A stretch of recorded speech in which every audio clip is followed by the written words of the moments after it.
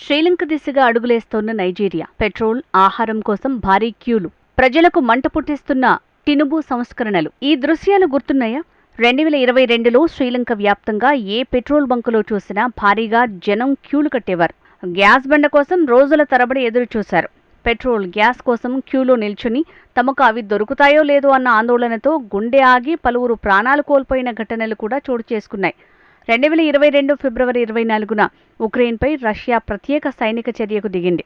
దీంతో ఉన్నట్టుండి ప్రపంచ సప్లై చైన్ దెబ్బతింది. అప్పటికే పూర్తిగా సంక్షోభంలో చిక్కుకున్న శ్రీలంక పరిస్థితి మరింత అధ్వాన్నంగా మారింది. మొదటి నుంచి నిత్యావసరాలైన ఆహారం, చక్కెర, పప్పులు, పెట్రోలియం, పేపర్, మెడిసిన్లు, సిమెంట్తో పాటు భారీగా నిత్యావసరాలను విదేశాల నుంచి శ్రీలంక దిగుమతి చేసుకుంటోంది. పూర్తిగా దిగుమతులపైనే ఆధారపడిన శ్రీలంక విదేశీ మారక నిధుల నిల్వలు పడిపోయాయి. దీంతో ఫారిన్ కరెన్సీ లేక దిగుమతులను నిలిపివేసింది. ఈ కారణంగా శ్రీలంకలో నిత్యావసరాల ధరలు విపరీతంగా పెరిగాయి. ఆఖరికి స్కూల్ విద్యార్థులకు పరీక్షలు నిర్వహించే పేపర్ని కూడా కొనలేని పరిస్థితి నెలకొంది.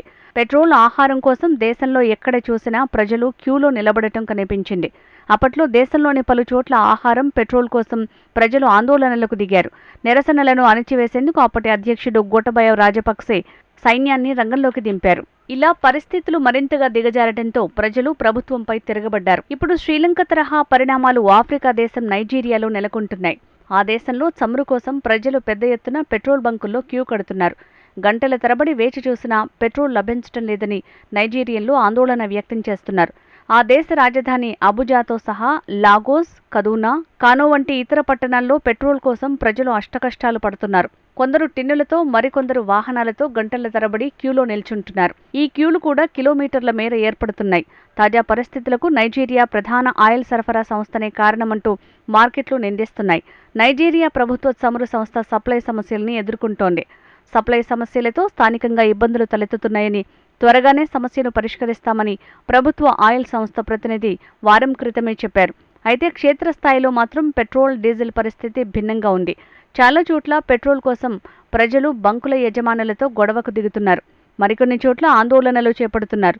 నైజీరియాలో లీటర్ పెట్రోల్ ధర 700 నుంచి 1200 నైరాలు పలుకుతున్నాయి.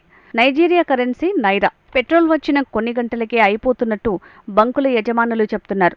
పెట్రోల్ కోసం ప్రజలు గొడవలు పడుతుండటంతో చాలా చోట్ల బంకులను యజమానులు మూసివేశారు. ప్రస్తుతం వాహనానికి పెట్రోల్ నింపుకోవడానికి సుమారు 6 గంటల పాటు క్యూలో నిల్చోవాల్సి వస్తోందని నైజీరియన్లు వాపోతున్నారు.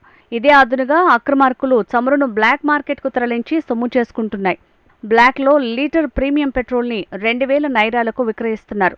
గంటల తరబడి క్యూలో వేచి ఉండని వారు సంపన్నులు గత్యంతరం లేక బ్లాక్ మార్కెట్లోనే లీటర్కు 2000 నైరాలను చెల్లించి పెట్రోల్ని కొనుగోలు చేస్తున్నారు.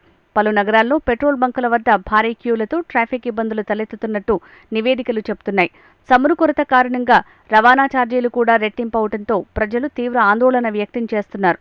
పెట్రోల్ సరఫరాలో సమస్యలు తలెత్తాయని, వెంటనే పరిస్థితిని చక్కదిద్దుతామని ప్రభుత్వ ఆయిల్ సంస్థ చెప్తున్నా నైజీరియన్లు మాత్రం నమ్మటం లేదు. పెట్రోల్ దొరకడమేమో గానీ భయంతో పలువురు భారీగా చమురును కొనుగోలు చేస్తున్నారు. దయచేసి బ్లాక్ మార్కెట్కు చమురును తరలించొద్దని, ఆ పెట్రోల్ను కొనొద్దని నైజీరియన్ ప్రభుత్వ రంగ సంస్థ ప్రజల్ని కోరింది. పెట్రోలియం ఉత్పత్తుల రేట్లను పెంచడం లేదని, దేశానికి సరిపడా ఆయిల్ ఉందని వివరిస్తోంది. కానీ ప్రభుత్వ రంగ సంస్థ చెప్తున్నదొకటి, చేస్తున్నది ఒకటని ప్రజలు మండిపడుతున్నారు.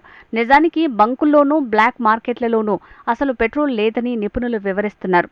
కానీ ప్రభుత్వ ఆయిల్ కంపెనీ మాత్రం కథలు చెప్తోందని విమర్శిస్తున్నారు. ఆశ్చర్యకరమైన విషయం ఏంటంటే ఆఫ్రికా ఖండంలోనే అత్యధికంగా చమురును ఉత్పత్తి చేసే దేశం నైజీరియానే. ఇలాంటి దేశంలో చమురు సంక్షోభం నెలకొనడం ఏంటంటూ పలువురు ప్రశ్నిస్తున్నారు. ఇలాంటి ఘోరమైన పరిస్థితికి నైజీరియన్ ప్రభుత్వం లోపభూయిష్టమైన విధానాలే కారణమని ప్రజలు మండిపడుతున్నారు. గతేడాది నైజీరియన్ అధ్యక్షుడు బోలా టినుబు పెట్రోల్పై ఉన్న సబ్సిడీని ఎత్తివేశారు. దీంతో 184 నైరాలు పలుకుతున్న లీటర్ పెట్రోల్ ధర అమాంతంగా 600 నైరాలకు చేరుకుంది. చమురు రంగంపై నియంత్రణలను సడలించడమే లక్ష్యంగా సబ్సిడీలను ఎత్తివేసినట్టు ప్రభుత్వం తెలిపింది. కానీ ఈ చర్య నైజీరియన్లపై తీవ్ర ప్రభావం చూపుతోంది. చమురు ధరలు అమాంతంగా పెరగడంతో ఆ దేశంలో ద్రవ్యోల్బణం రేటు 1996 తర్వాత గరిష్ట స్థాయికి చేరుకుంది. ప్రస్తుతం నైజీరియాలో ద్రవ్యోల్బణం రేటు 33.20% చేరింది.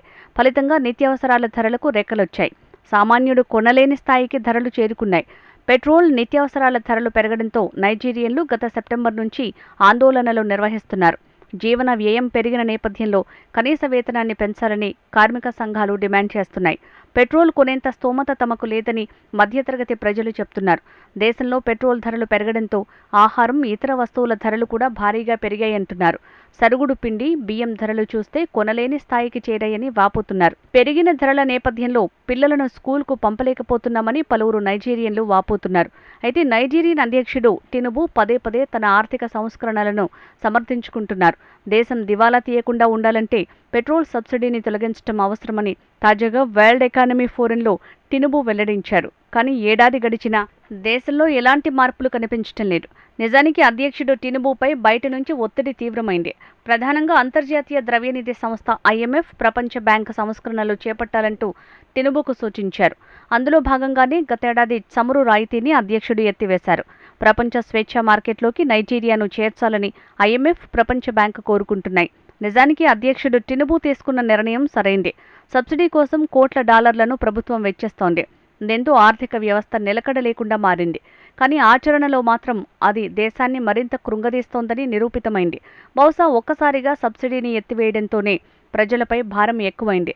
మొత్తంగా సబ్సిడీని ప్రభుత్వం ఉపసంహరించుకోవటం నైజీరియన్లను షాక్కి గురిచేసింది. అప్పటి నుంచి ప్రజలు తీవ్ర ఆగ్రహంతో రగిలిపోతున్నారు. మూలుగుతున్న కోతిపై తాటికాయ పడిన సందంగా మారింది నైజీరియన్ల పరిస్థితి. అసలే ఉపాధి లేక, సంపాదించే మార్గాలు లేక ప్రజలు అల్లాడుతున్నారు. దిగుమతుల వ్యయం పెరిగితే నిత్యావసరాల ధరలు కూడా ఆటోమేటిక్గా పెరుగుతాయి. ద్రవ్యోల్బణం రేటుకు రెక్కలొస్తాయి. మొత్తంగా నైజీరియా అధ్యక్షుడు టినుబు చేపట్టిన సంస్కరణలు వినాశనానికి దారితీశాయి. అతడి ఉద్దేశాలు మంచివే, కానీ అమలు మాత్రం భయంకరంగా మారింది. నైజీరియన్ ప్రజలు అక్షరాల మూల్యం చెల్లిస్తున్నారు. ఇప్పటికే పేదరికంలో అల్లాడుతున్న ప్రజలను అధ్యక్షుడి సంస్కరణలు మరింతగా బాధిస్తున్నాయి. దీంతో పశ్చిమ ఆఫ్రికా దేశ ప్రజలు ఆందోళన బాట పడుతున్నారు. శ్రీలంక తరహాలోనే ప్రజలు తిరగబడే రోజు దగ్గరలోనే ఉందని నిపుణులు అంచనా వేస్తున్నారు.